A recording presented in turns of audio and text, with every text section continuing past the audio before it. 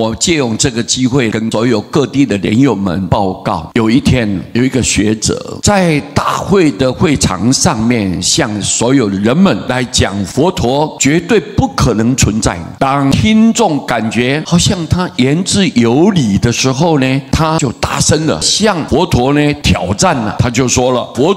祖啊，假使你果然真的有灵呢，请你下来，在这广大的群众面前把我杀死，那么我们呢就相信你是存在的喽。他故意静静的等候了几分钟，当然佛祖没有下来杀死他呀，他便在会场当中左顾右盼的向着听众说：各位，你们都看见了佛陀根本不存在。他这么讲的。这个时候有一位妇道人家呀，头上呢裹着一条盘巾呢，站起来就对他说：先生啊，你的理论很高明，你是一个饱学之士，学富五车啊，是高等教育，又是一个博士。我只是一个农村的妇道人家，我不能向你反驳了。我只想请你回答，我心中有一个问题。我信奉佛有多年以来呀，心中有了佛的慈悲，我也懂得感恩，心中充满佛法给我的安慰祥和。因为我信佛以后，人生就有了一个很大的快乐。请问，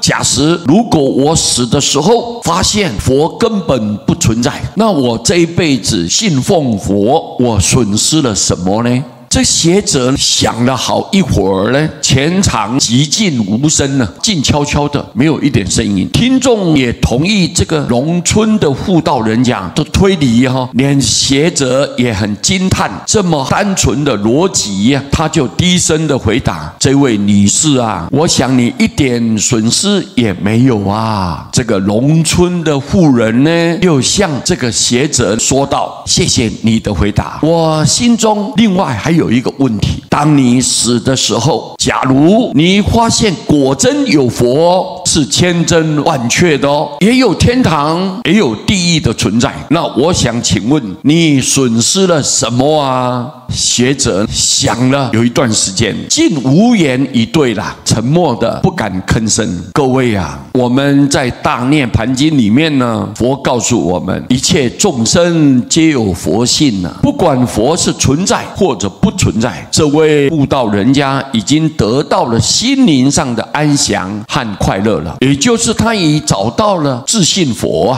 世界上的得跟失都是众生分别心的感受。很希望对于我们众生本来具足的真如本性来说，哪里有得跟失可说的呢？佛法呀，不是叫我们迷信或者是崇拜偶像，更不会提倡说万物的主宰就是佛陀等等这种言论，而是主张因果不昧之说。因果是不会消失的，一切都是自作自受，业力招感。所谓如是因如是果。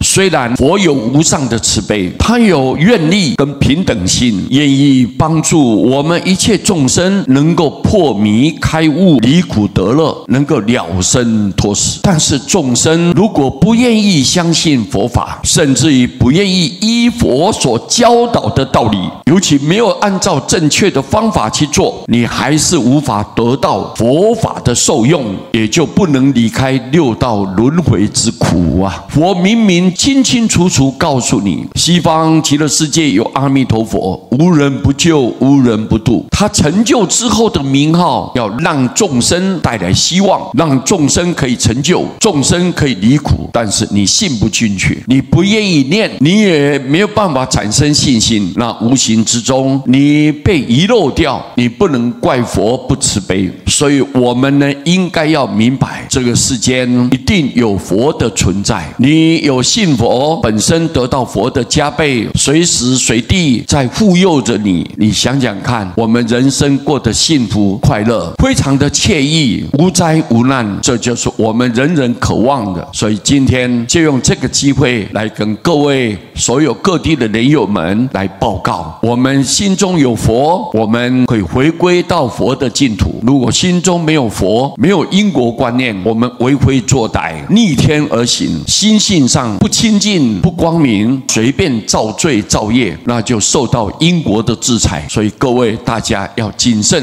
一定要谨慎。南无阿弥陀佛。